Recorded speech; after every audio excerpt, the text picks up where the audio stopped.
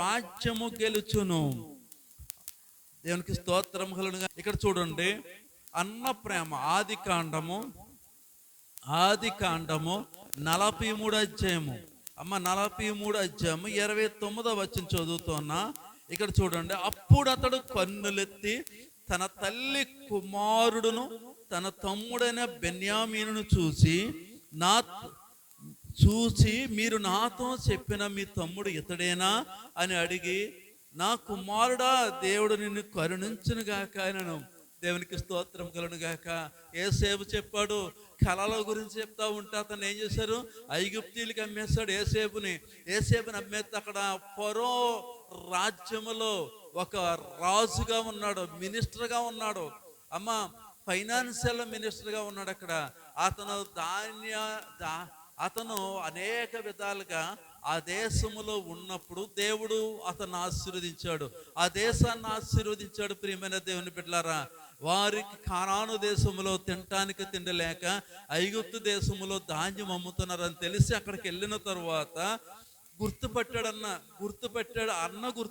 తమ్ముడు గుర్తుపెట్టాడు, కానీ వీరికి తెలీదు ఎవరని, యోసేపని తెలియదు. ప్రియమైన దేవుని బిడ్డలారా, అయితే మీ తమ్ముడు అక్కడ ఉండాలి కదా, మీకు ఎవరైనా ఉన్నారా అంటే, తమ్ముడు ఉన్నాడంటే ఇంకా ఆకారోడు బెన్యామీన్ అని చెప్పారు. అతను తీసుకురండి. అతను తీసుకొచ్చే వరకు ఎవరో ఒకరిని ఇక్కడ పెట్టమని చెప్పాడు. తీసుకొచ్చారు అన్నదమ్ములు వెళ్ళి. ప్రియమైన దేవుని బిడ్డలారా, తల్లి కుమారుడు అంటే ఆయనకి 2 భార్యలు కదా యాకోబుకి. ప్రియమైన దేవుని బిడ్డలారా, ఇది చాలా విచిత్రమైన ప్రేమ అన్నమాట. ఇక్కడ చూడండి, అప్పుడు అతడు కన్నులెత్తి తన తల్లి కుమారుడును, అంటే యోసేపు బెన్యామీను ఒకే గర్భంలో పుట్టినటువంటి వారు, కనువారు వేరే తల్లి. ప్రియమైన దేవుని బిడ్డలారా, ఇక్కడ అంటూ ఉన్నాడు, మీ తమ్ముడు ఇతడేనా అని అడిగి, నా కుమారుడా, దేవుడు నిన్ను కరుణించును గాక అనను. అప్పుడు తన తమ్ముని మీద యోసేపునకు ప్రేమ పొర్లుకొని వచ్చెను గనుక అతడు త్వరపడి ఏడ్చుటకు చోటు వెదకి లోపలి గదిలోకి వెళ్ళి అక్కడ ఏడ్చాను. ఇలా పట్టుకుని ఏడితే వీడు అన్నదమ్ములు అనుకుంటారు కదా. వీరేమో ఐగుప్తు దేశంలో ఉంటున్నారు. ఐగుప్తీయులకి వీరికి చాలా వ్యత్యాసం ఉంది. ఐగుప్తీయులు ఇజ్రాయెల్ పన్నెవరు. అయితే ప్రియమైన దేవుని బిడ్డలారా, ఇలా పట్టుకుని ఏడటానికి లేక ఆ తమ్ముడిని చూసిన తర్వాత గొల్లని ఏడ్చాడు. ఎక్కడికి వెళ్ళి ఏడ్చాడు? ఆయన గదిలోకి వెళ్ళి ఏడ్చాడు యోసేపు. ఎంత ప్రేమ చూడండి ప్రియమైన దేవుని బిడ్డలారా. అప్పుడు తన తమ్ముని మీద యోసేపు తనకు ప్రేమ పొర్లుకుని వచ్చాను గనుక అతడు త్వరపడి ఏడ్చుటకు చోటు వెదకి లోపల గదిలోనికి వెళ్ళి అక్కడ ఏడ్చాను. ప్రియమైన దేవుని బిడ్డలారా, ఇక్కడ ప్రేమ కనిపిస్తుంది. ప్రియమైన దేవుని బిడ్డలారా, ఇది ఎవరి ప్రేమ అంటే దేవుని ప్రేమ కనిపిస్తూ ఉంది. ఇంకా మనం చూసినట్లయితే సామెతల గ్రంథం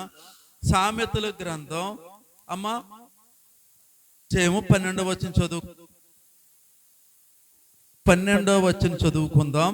ఇక్కడ మనం చూసినట్లయితే, పగ కలహమును రేపును, ప్రేమ దోషములన్నిటినీ కప్పును. దేవునికి స్తోత్రం కలుగును గాక. పగ ఏం చేస్తూ ఉంటుందో తెలుసా? కలహాన్ని రేపుతూ ఉంటుంది. ఈ రోజుని మనము ఒకే ఇంట్లో బ్రతికినా కానీ పగ పెంచుకుంటూ ఉంటారు. ప్రియమైన దేవుని బిడ్డలారా, ఎవరు పెంచుకుంటూ ఉంటారంటే క్రైస్తవులుగా బ్రతికినా కానీ వారు ఏం చేస్తూ ఉంటారంటే సరైన పరిపక్వత లేక, సరైన నమ్మకము దేవుని మీద లేక ప్రేమను పెంచుకోరు, పగన పెంచుకుంటూ ఉంటారు. ప్రేమ దోషములన్నిటినీ కప్పునంట. ప్రేమ ఏం చేస్తూ ఉంటుంది? దోషములన్నిటినీ కప్పుతుందంట. అనేకమైన మంది వయసుని బట్టి తప్పిదాలు చేస్తూ ఉంటారు. మరి తల్లిదండ్రులు లేని వారు కానీ, చూసినటువంటి వారు కానీ ఏం చేస్తూ ఉంటారో తెలుసా? కప్పుతూ ఉంటారు, పోనీలే అనుకుంటూ ఉంటారు. ఎందుకు అనుకుంటారు తెలుసా? దేవుని ప్రేమ వారిలో ఉంది కాబట్టి. రోమీయులకు రాసిన పత్రిక 5వ అధ్యాయము 5వ వచనం మనం చదువుకుందాం. రోమీయులకు రాసిన పత్రిక 5వ అధ్యాయం 5వ వచనం చదువు. ఎందుకనగా ఈ నిరీక్షణ మనలను సిగ్గుపరచదు, మనకు అనుగ్రహింపబడిన పరిశుద్ధాత్మ ద్వారా దేవుని ప్రేమ మన హృదయంలో కుమ్మరింపబడి ఉన్నది. ఇక్కడ చూడండి, 3వ వచనం కూడా చూస్తే ఇక్కడ మనకు అర్థమవుతుంది. అంతేకాదు శ్రమ ఓర్పును ఓర్పు పరీక్ష నిరీక్షణను కలుగు చేయనని ఎరిగి శ్రమల యందు అతిశయపడుదుము. శ్రమ అయితే శ్రమ అంట మనకి శ్రమలు వస్తూ ఉంటాయి. ఆ శ్రమలో మనం ఏం చేస్తూ ఉంటామంటే ఓర్పు కలిగి ఉంటాం. ఎందుకు ఓర్పు కలిగి ఉంటామంటే ఎందుకు ఓర్పు కలిగి ఉంటామంటే దేవుని ప్రేమ మనలో ఉన్నది కాబట్టి. అన్నాడు పరీక్ష నిరీక్షణను కలుగజేయనని ఎరిగి శ్రమల యందు అతిశయపడుదుము. దేవునికి స్తోత్రం కలుగును గాక. శ్రమలు వచ్చాయనుకోండి ఏం చేస్తూ ఉంటాం, పెద్ద ఇదేం కాదులే అని మనం అతిశయపడతాం. మనకు దేవుడు తోడుగా ఉన్నాడని మనం దేవునిలో బలపడుతూ ఉంటాం. ప్రియమైన దేవుని బిడ్డలారా, ఇక్కడ చూడండి, ఎందుకనగా ఈ నిరీక్షణ మనలను సిగ్గుపరచదు. నిరీక్షణ కలిగి ఉంటాం అంటే ఓర్పు కలిగి ఉంటాం. ప్రియమైన దేవుని బిడ్డలారా, ఇక్కడ అంటూ ఉన్నాడు, మనకు అనుగ్రహింపబడిన పరిశుద్ధాత్మ ద్వారా దేవుని ప్రేమ మన హృదయంలో కుమ్మరింపబడి ఉన్నది. మన హృదయాల్లో దేవుని ప్రేమ కుమ్మరింపబడితే ఏముంటో తెలుసా, మనం ప్రేమ కలిగి ఉంటాం. ఒకరి మీద ఒకరు ప్రేమ కలిగి ఉంటాం. చాలా మంది చూడండి, ఎవరికైనా ఏమన్నా నెట్టాలనుకో, ఆడు ఏమన్నా మనకి ఎడతాడా, ఆమె ఏమన్నా మనకి ఏమన్నా ఎడతాదా, ఎందుకు పెట్టాలి మనం అంటూ ఉంటారు. అంటే నీలో ఏమి లేదు, యేసు ప్రభువారు లేరు. యేసు ప్రభువారి యొక్క ప్రేమ లేకపోతే మనం పెట్టే మనస్తత్వం మనకు రాదు. పెట్టే మనస్తత్వం మనకు ఉందరా అంటే యేసు ప్రభువారి యొక్క ప్రేమతత్వం మనకు ఉండాలని దేవునికి స్తోత్రం కలుగును గాక. హల్లెలూయా, హల్లెలూయా. నాకు పాస్టర్ గారు, ఇద్దరు పాస్టర్లు అనారోగ్యంతో బాధపడుతున్నారు.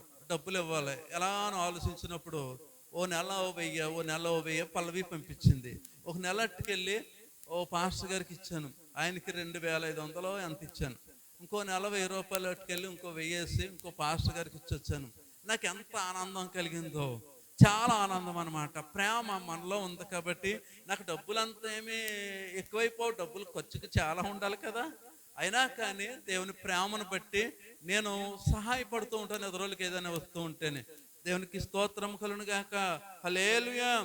ప్రేమ ఉంటే పెట్టే మనస్తత్వం వస్తుంది. ప్రేమ లేకపోతే పెట్టే మనస్తత్వం రాదు. ప్రేమించే గుణం మనలో ఉంటే తప్ప ఏది కూడా మనము ప్రతిదీ కూడా వ్యర్థమే. ప్రేమించే మనసు లేకపోతే మనం ఏం చేసినా వ్యర్థమే. దేవునికి స్తోత్రం కలుగును గాక. హల్లెలూయా. 1 కొరింథీయులకు రాసిన పత్రిక 13వ అధ్యాయం 4వ వచనం చదువుకుందాం. 1 కొరింథీ 13వ అధ్యాయం 4వ వచనం చూస్తూ ఉంటే ఇక్కడ చూడండి, ప్రేమ దీర్ఘకాలము క్షమించును, దయ చూపించును. ప్రేమ అంట దీర్ఘకాలం క్షమించదంట.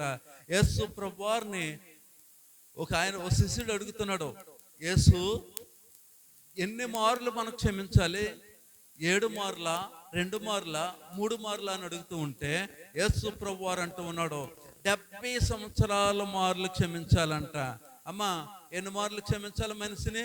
70 సంవత్సరాల మార్లు అంటే దరిదాపు 80 సంవత్సరాలు అన్నమాట. అంటే ఈ 10 సంవత్సరాలు చిన్నప్పటి నుండి మనిషిని బ్రతికున్నంత కాలము కూడా, మనము బ్రతికున్నంత కాలము కూడా ఎదుటివాన్ని క్షమించాలని దేవుని యొక్క వాక్యం సెలవిస్తుంది. యేసు ప్రభువారే స్వయాన చెప్పాడు, ప్రేమ దీర్ఘకాలము క్షమించును, దయ చూపించును. ప్రేమ మత్సరపడదు, ప్రేమ డంబముగా ప్రవర్తించదు, అది ఉప్పొంగదు, అమర్యాదగా నడవదు, స్వప్రయోజనమును విచారించుకొనదు, త్వరగా కోపపడదు, అపకారమును మనసులో ఉంచుకొనదు, దుర్నీతి విషయమై సంతోషపడక సత్యమునందు సంతోషించును. దేవునికి స్తోత్రం కలుగును గాక.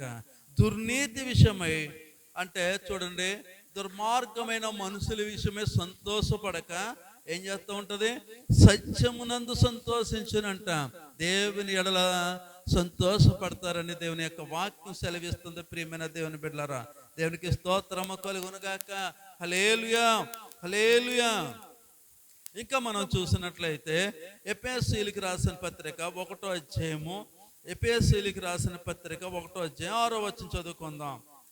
మనము తన ఎదుట పరిశుద్ధులమును నిర్దోషులమై ఉండవలనని జగత్ పునాది వేయబడక మునిపే ప్రేమ చేత ఆయన క్రీస్తులో మనలను ఏర్పరచుకొనెను. హల్లెలూయా. మనం ఈ రోజుని క్రైస్తవులుగా మారి ఉన్నామంటే, మనం పెట్టేవారుగా ఉన్నామంటే, దేవుని బిడ్డలుగా మనం జీవిస్తున్నామంటే, ఆయన అంటూ ఉన్నాడు, మనము తన ఎదుట పరిశుద్ధులమును నిర్దోషులనై ఉండవలెనని జగత్ పునాది వేయబడక మునుపే ప్రేమ చేత క్రీస్తులో మనలను ఏర్పరచుకునే మళ్ళీ ఇక్కడ క్రీస్తుని అడ్డుగా పెట్టాడు. జగత్ పునాది వేయక మునుపే అంటే ఈ పునాది వేయక మునుపే మనల్ని క్రీస్తులో ఏర్పరచుకున్నాడు అంటాం. ఈ రోజుని ప్రియమైన దేవుని బిడ్డలారా, యేసు వైపు చూసి మనం రక్షించబడ్డాం. చూడండి, ఆయన సిలువలో వేలాడుతూ ఉన్నాడు. 7 మాటలు పలికాడు. ప్రియమైన దేవుని బిడ్డలారా, ప్రతి మాటకు అక్కడ ఉన్న బిడ్డలందరూ కూడా, తల్లులు అందరూ కూడా గొల్లను ఏడుస్తున్నారు, రొమ్ము కొట్టుకొని ఏడుస్తున్నారు. అయ్యో నా తండ్రి, అయ్యో నా ప్రభు అని రొమ్ము కొట్టుకుని ఏడుస్తుంటే యేసు ప్రభు అంటూ ఉన్నాడు, అమ్మలారా నా కోసం ఏడవద్దు, మీకోసం, మీ పిల్లల కోసం ఏడవని చెప్తూ ఉన్నాడు. అంటే చూడండి, మన పిల్లల కోసం ఎందుకు ఏడాలి? దేవునికి స్తోత్రం కలుగును గాక. మనం ఎందుకని పిల్లల కోసం, పిల్లలకి ఏమైపోతుందని ఏడుస్తూ ఉంటాం అంటే, ప్రియమైన దేవుని పిల్లరా, రక్షణ లేకపోతే నరకానికి పోతారని ఆయన చూపిస్తూ ఉన్నాడు. ప్రియమైన దేవుని పిల్లరా, ప్రతి ఒక్కరూ రక్షించబడాలి. మన పిల్లలు రక్షించబడుకోకుండా ఈ లోకంలో కలిసిపోతారేమో. మీ పిల్లల కోసం ఏడవండి. వారి పరిశుద్ధులుగా దేవుని వెతకడానికి దేవుడు కృప దయచేస్తాడనమాట. దేవునికి స్తోత్రం కలుగును గాక. హల్లెలూయా. 1 రాజుల గ్రంథం, అమ్మా పాత నిబంధన 1 రాజుల గ్రంథం 3 అధ్యాయం 1వ వచనం చదువుతాం. తరువాత అమ్మా 1 రాజుల గ్రంథం 3 అధ్యాయం 1వ వచనం. తరువాత సొలొమోను ఐగుప్తు రాజైన ఫరో కుమార్తెను పెళ్లి చేసుకుని అతని అల్లుడాయను. తన నగరును, యెహోవా మందిరమును, యెరూషలేము చుట్టూ ప్రాకారమును కట్టించుట ముగించిన తరువాత ఫరో కుమార్తెను దావీదు పురమునకు తీసుకుని వచ్చాడంట. దేవునికి స్తోత్రం కలుగును గాక. అంటే ఇక్కడ తన తండ్రి అయిన దావీదు నియమించిన కట్టడలను అనుసరించుచు సొలొమోను యెహోవాయందు ప్రేమయుంచెను గాని ఉన్నత స్థలముల యందు అతడు బలులు మాత్రం అర్పించుచు ధూపము వేయుచుండెను. గిబియోను ముఖ్యమైన ఉన్నత స్థలమై ఉండెను గనుక బలులు అర్పించుటకే రాజు అక్కడికి పోయి ఆ బలిపీఠం మీద 1000 దహన బలులు అర్పించెను. దేవునికి స్తోత్రం కలుగును గాక. ఇక్కడ దేవుని ప్రేమ అతని మీద ఉంది కాబట్టి తన తండ్రి అయిన దావీదు ఏ విషయంలో కూడా ఎక్కడా కూడా దేవునికి నైవేద్యాలు అర్పించటంలో ఎక్కడా కూడా వెనుకడుగేయలేదు. అతని యొక్క తండ్రి ప్రేమను బట్టి ఈ సొలొమోను కూడా ఎలాంటూ ఉన్నాడు, గిబియోను ముఖ్యమైన ఉన్నత స్థలమై ఉండెను గనుక బలులను అర్పించుటకే రాజు అక్కడికి పోయి ఆ బలిపీఠం మీద 1000 దహన బలులను అర్పించాడు. దేవునికి స్తోత్రం కలుగును గాక. 1000 దహన బలులు అంటే ఎంతమంది తింటారమ్మా? ఇంచుమించు 10 లక్షల మంది తింటారేమో కదండి. హల్లెలూయా. దేవునికి స్తోత్రం కలుగును గాక.